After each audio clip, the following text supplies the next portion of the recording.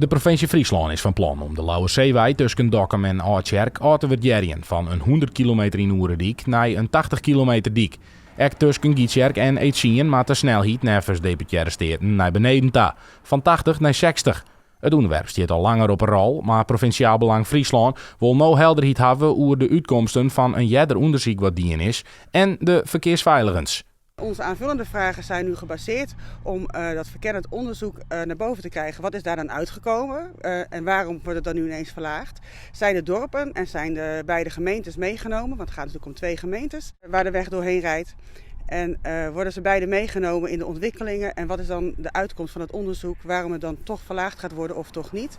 En zijn de dorpen en dorpsbelangen meegenomen met wat is de beste oplossing voor welke weg?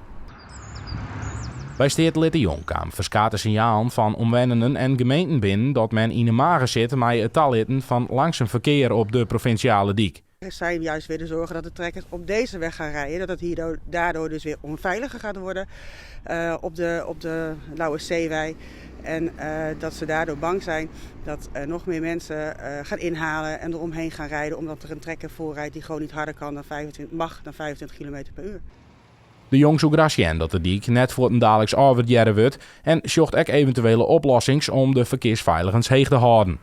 In ieder geval in goed overleg kijken wat er kan, wat het onderzoek heeft uitgewezen en hoe je dan het trekkerverkeer, het langzaam verkeer misschien beter anders kan omleiden, zodat het niet alleen maar door de dorpen gaat, maar dat het ook niet op een doorgaande weg rijdt. Maar misschien wordt het wel een 80-weg met een verbod voor trekkers, dat zou natuurlijk ook een optie zijn. En niet alleen maar verlagen omdat het ooit bedacht is en het kan, het moet wel goed onderbouwd zijn. De vragen liggen nu bij de deputaire op het bureau. Eind maart wordt er een reactie verwachten.